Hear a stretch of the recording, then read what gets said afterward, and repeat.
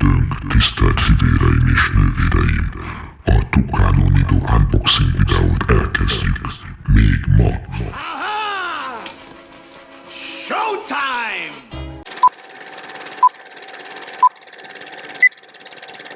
Szóval Tucano Nido 13 szolos tokja, ez a gyártó oldala, angolul is le tudjuk hívni.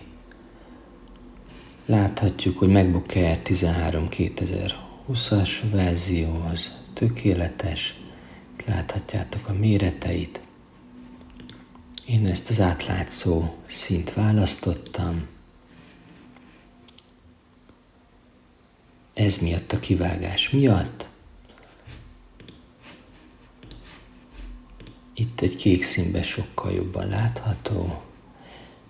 Ez a pont és ez a pont távolsága körülbelül 8 cm a becslésem szerint, ami már érdekes lehet. Nem minden dolog az, aminek látszik.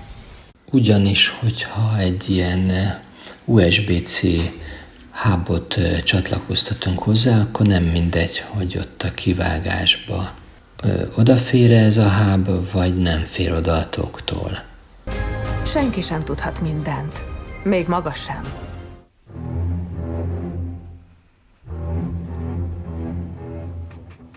Tucano típusú tokunk ilyen papírdobozba érkezik, ez kicsomagolva egy belső dobozt látunk, ez 2020-as MacBook M1-eshez is tökéletes.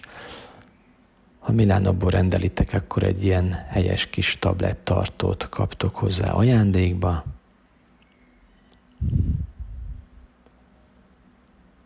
Meg némi szilikagélt. A kicsomagolás műveletét bemutatom. Óvatosan kiakasztjuk a füleket, és kihúzzuk a papír dobozából a hardsát tokot.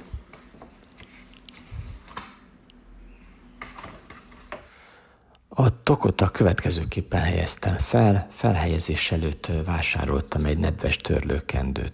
Ezzel megtöröltem a MacBook M1-esnek mindkét oldalát, tehát a tetejét és a hátulját is szépen egyenletesen, hogy mindenféle por vagy egyéb anyagrészecske eltávolításra kerüljön.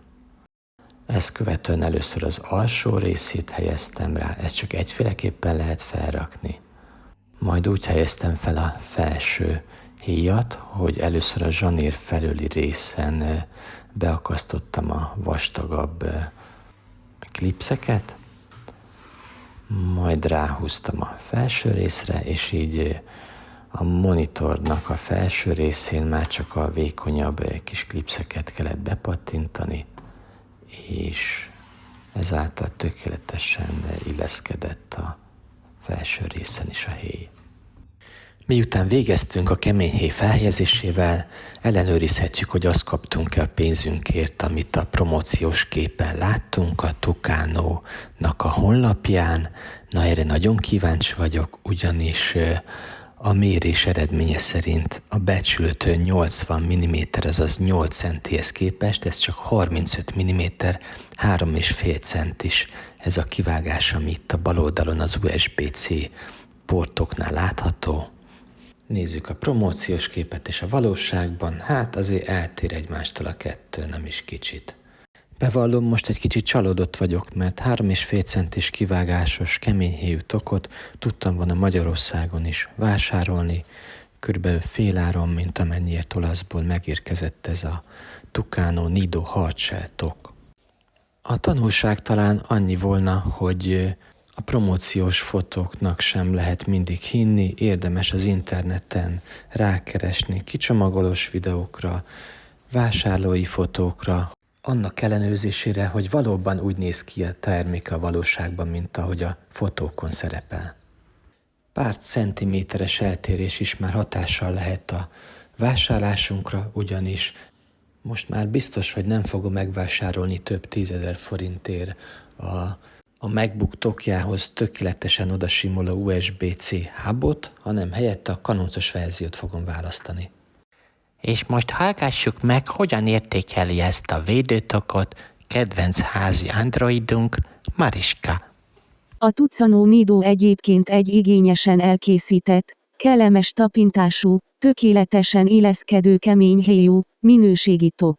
A tok külső felületén egy speciális, viaszerű bevonat van, amihez ha izzad vagy zsíros ujjal hozzáérünk, ez egyből meglátszik rajta. Aggodalomra viszont semmi okunk nincs, ugyanis ha képernyőtisztító folyadékkal nedvesített kendővel letöröljük, pár másodperc múlva visszanyeri hangvas felületét. Szerintetek milyen hubot lehetne használni ehhez a hardshell-tokhoz? Írjátok meg a komment szekcióban. Ti jártatok már hasonlóan? Várom a hozzászólásokat. Ha tetszett a videó, nyomjatok egy lájkot, vagy iratkozzatok fel, szevasztok!